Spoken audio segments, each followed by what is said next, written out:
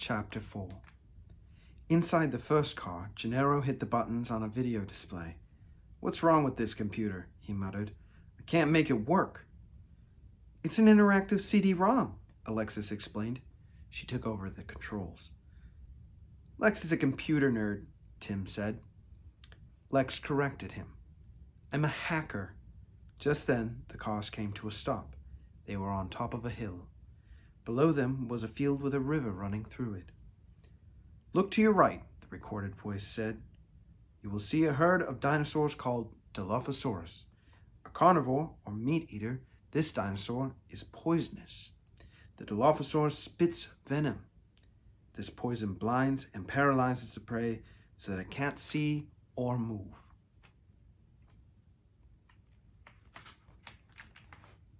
The passengers pressed up against the car windows.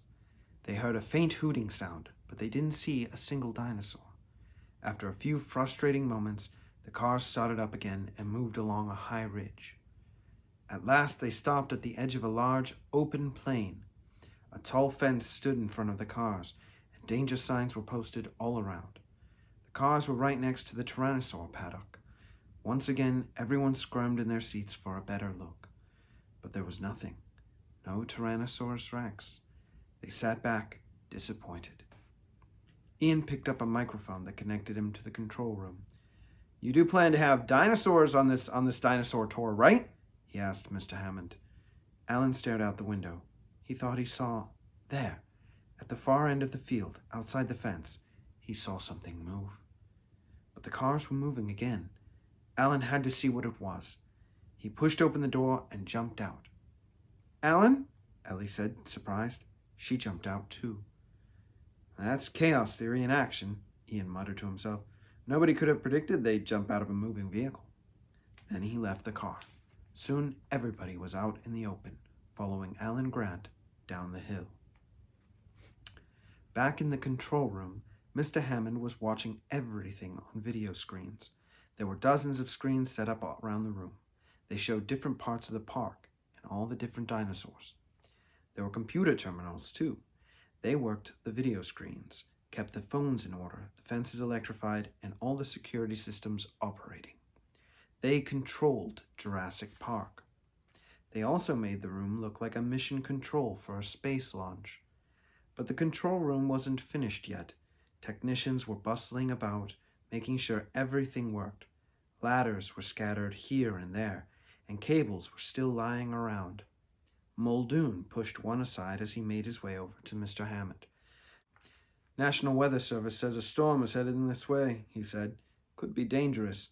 I'll have to stop the tour." Ray Arnold, the head technician, shook his head with worry. He leaned over to look at the screen with Mr. Hammond. Then he jotted down some notes. "Headlights broken," he said, looking at the electric cars. "This computer's not on its feet yet." "Dennis," Mr. Hammond called out to Dennis Nedry, the computer expert, "these lives are in your hands." Then his eyes widened in shock. Alan and the others were leaving the cars. Dennis Nedry wasn't interested in the tour group or in the problems with the computer system. It was time to execute his plan to steal the dinosaur specimens for Dodgson. On his video screen, he called up a picture of a supply ship by a dock. The ship was pitching back and forth on rough waters. Then Nedry pressed another button, and the screen changed. Now it showed a steel door marked Restricted. Nedry knew dinosaur specimens were kept behind that door. Nedry went over his plan in his head. Shut down the security system. Put the dinosaur specimens in the fake shaving can. Then drive to the dock and hand them over to the ship worker. That was all he had to do. The ship worker would take the specimens to Dodgson on the mainland. Then Dodgson would pay him the rest of the money, and Nedry would be a rich man. Nedry picked up the phone and called the ship. "We have to leave," the sailor told him. "The storm is coming." "I'll be there in 15 minutes, Nedry said. He knew he should wait for Alan and the others to get back. They could have trouble when the security system went off. But Nedry didn't have time, and the money was too important to him. He turned back to the computer. Making sure no one was looking, Nedry entered a series of commands. A red box appeared. Inside it was one word: execute. The skies over Jurassic Park had grown dark. The storm was coming closer. Anybody think we shouldn't be out here? Gennaro said. He looked to the right, then to the left. He hoped there weren't any dinosaurs out here. But Alan knew something was out here, and he wanted to investigate. He kept going down the hill, and the others followed. Lex, though, wasn't looking where she was going. She stumbled on a loose rock. Alan grabbed her hand, stopping her from a fall. Lex smiled up at him, and when he tried to let her go, she held tight. Suddenly, the group stopped in its tracks. There it was, a triceratops, lying on its side. Its big frill circled its head like a bonnet. Tim stared at its 3 horns, one above each eye and one on the end of its nose. He grinned. "I'm scared," said Lex. Tim wasn't. He ran right up to the dinosaur, with Alan right behind. Poor trike, thought Alan. It's barely moving. Next to the Triceratops crouched Dr. Jerry Harding. Dr. Harding was the animal caretaker for the park. He was examining the dinosaur. "It's okay," he said, gesturing everyone else over too. "She's been tranquilized. She seems to get sick like this every 6 weeks. We can't figure out what's wrong." Alan bent close to the dinosaur. Its dark purple tongue hung limply from its mouth. "Ellie, look at this," he said. Ellie examined the tongue. Then she took a penlight and shined it in the Triceratops's eyes. "What are its symptoms?" she asked Dr. Harding. "Trouble breathing, trouble walking," he answered. Alan and Ellie talked to the doctor for a while. Then Ellie walked into the open field, searching for an answer. Minutes later, she came back to the group. The 3 doctors stood together, thinking. "She must be sick from eating those berry plants in the field," Ellie finally said. "They could be poisonous." Alan shook his head. But Triceratops was a constant browser, and constant browsers would always be sick, not sick every 6 weeks. Something doesn't add up. Tim, meanwhile, had wandered behind the dinosaur.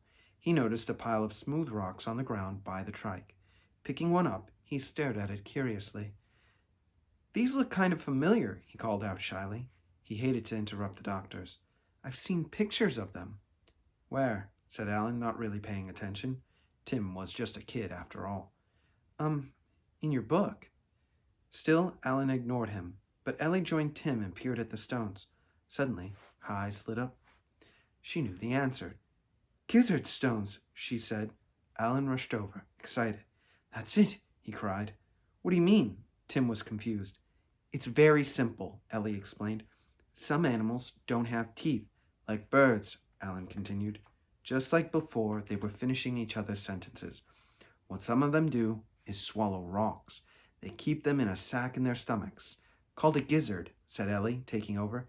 "The gizzard helps them mash their food, and what happens is after 6 weeks," Alan said, "the rocks get worn smooth. So the animal regurgitates them, barfs them up," Ellie added for Tim's benefit, "and swallows fresh ones." "And when the Triceratops did," Ellie finished triumphantly, "it swallowed poisonous berries and got sick. Good work, Tim." Alan just grunted. Just then, Gennaro broke into the conversation. "Doctors, if you please, I have to insist we get moving." The sky was even darker now. Thunder rumbled. Whoosh! A strong wind swept through the trees. "I'd like to stay with Dr. Harding," Ellie said, "and spend more time with the trike." "Sure," said Dr. Harding.